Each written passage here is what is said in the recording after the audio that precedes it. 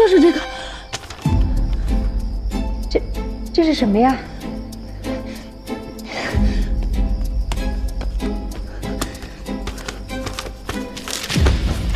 就是这个木乃伊，尸体做的。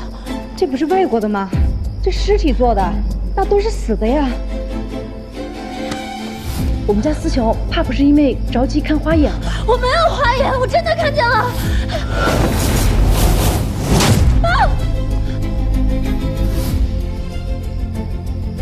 太太，小姐肯定是受到了惊吓，把奶喝了吧。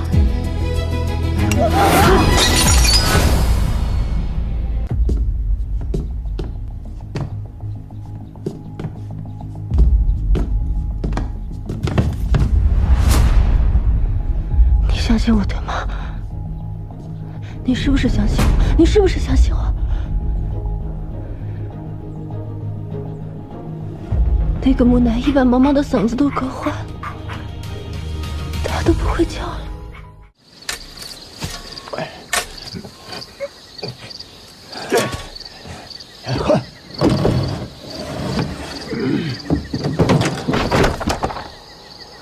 这什么玩意儿？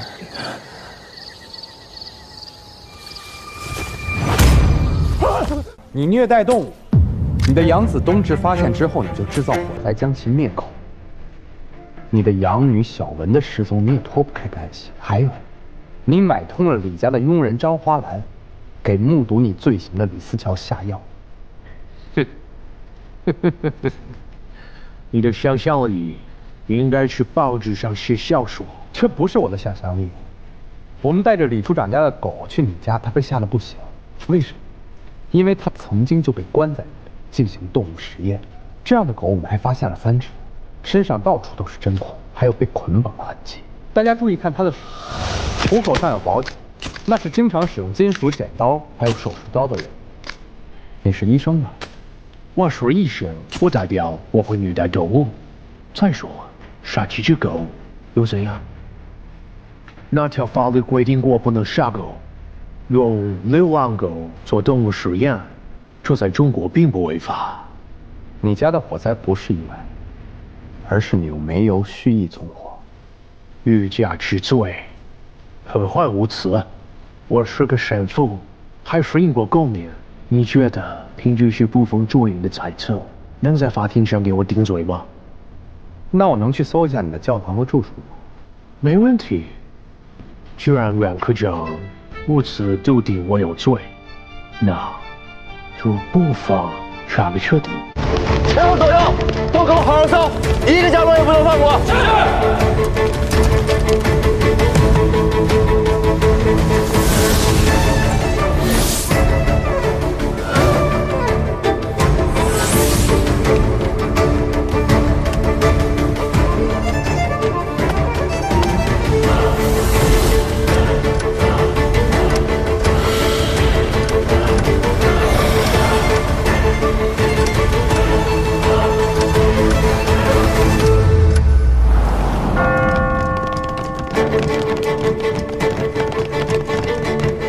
报告，没有发现可疑线索。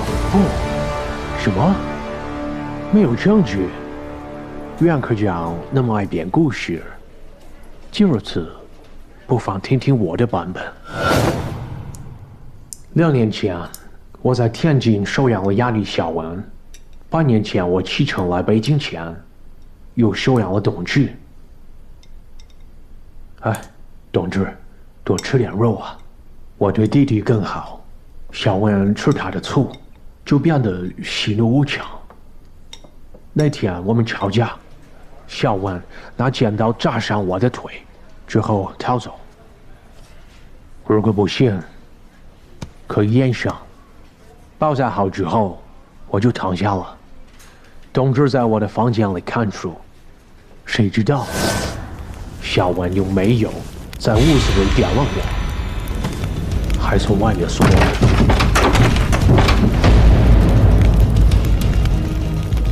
啊！董志，董志，董志醒醒！董志醒醒！董志，董志，醒醒！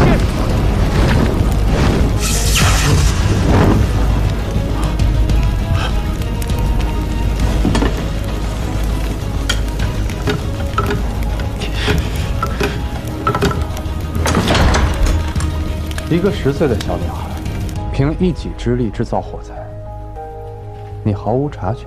撒旦会装作光明的天使，是我没有识破撒旦的伪装。不知道袁科长对这个解释是否满意？看样子，现在可以证明我是清白的了。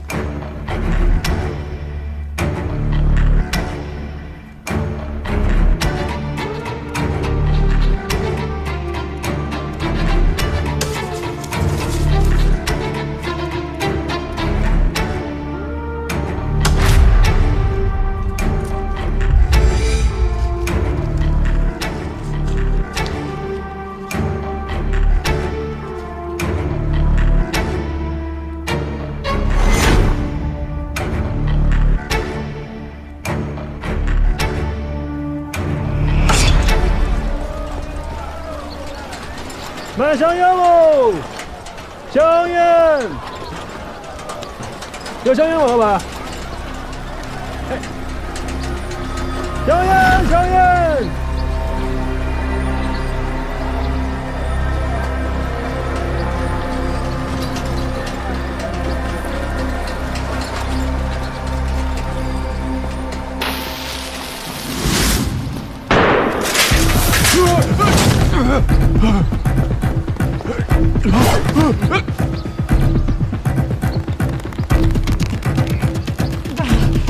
杀人了！杀人了！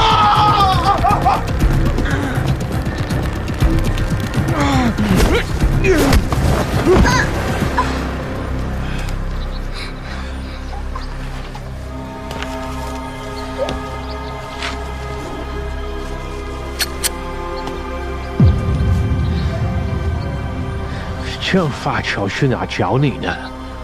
你就送上门来。既然你们姐弟情深，那你就去陪他吧。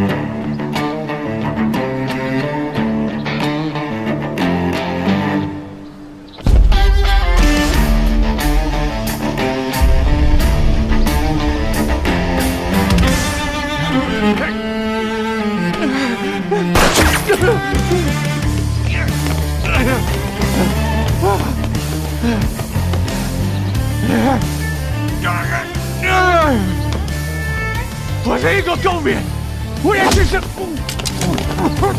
嫌疑人潘思，当街持枪杀人未遂，带回厅里待审。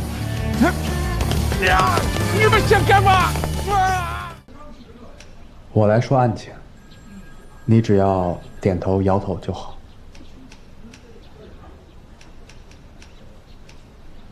你的住处仁寿胡同23号的火灾是你点的？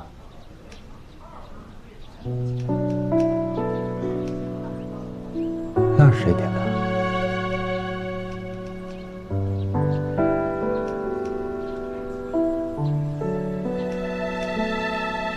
潘思住的侧屋的锁是你上的。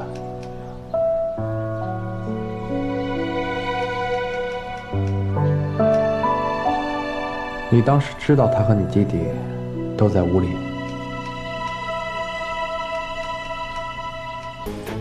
这3只狗里，有一只跟毛毛一样，被切除了声带，剩下的2只行动迟缓、食欲不振，有多饮多尿的症状。我观察它们 X 光，发现它们的地安区有过手术的痕迹，它们很有可能被摘除了脑垂体。脑垂体？老车体被摘除了，他们就再也找不到了。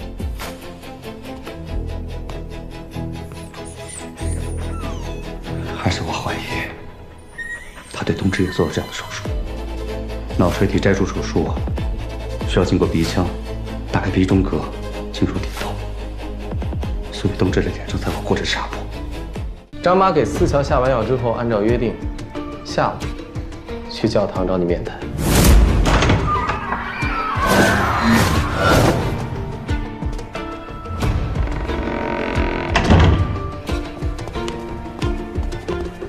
神父，你确定他们不会发现吗？神父，我家老爷可是警察厅的呀。上帝保佑你。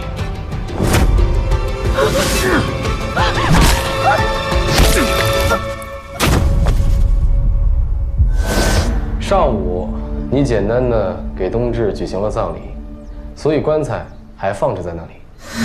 下午运尸车会过来，会把棺材运到安和公墓下葬。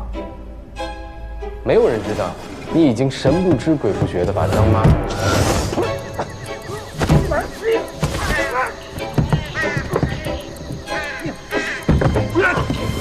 钉在了棺材板底。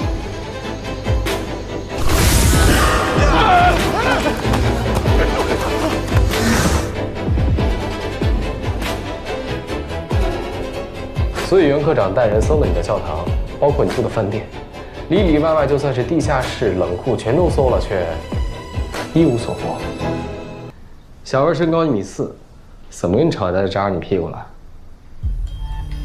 你的故事我们也有一个版本，想听吗？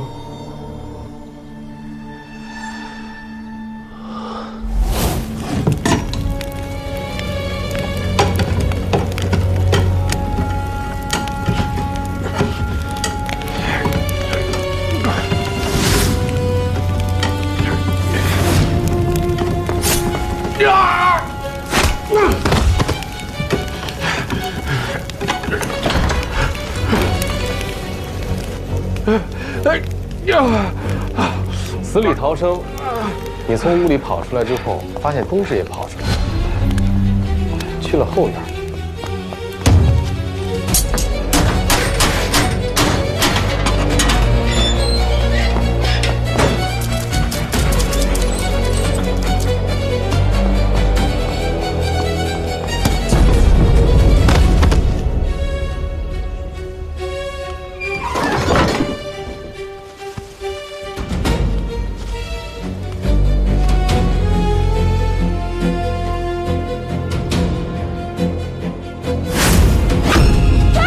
思乔见到的这个木乃伊，正是着急逃跑的冬至，但他还未呼救就被你打晕了，被你拖进了屋里。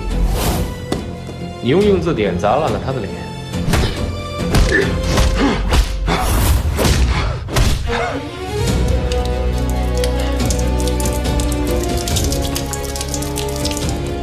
又做出他好像被书柜压住的假象。又重新点火，把尸体烧得面目全非。接下来，你着手处理唯一的目击证人，李处长家的闺女。寻狗启事暴露了他家的家庭位。第二天一早，你拦住了出门买菜的张妈，或是威逼，或是利诱。张妈同意了给思乔下药。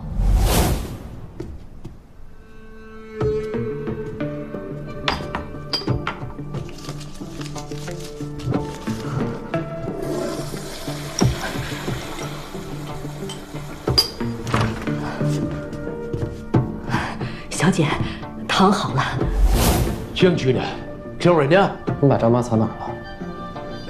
我不明白你说什么。好，我刚才给了你坦白的机会，你没把握住。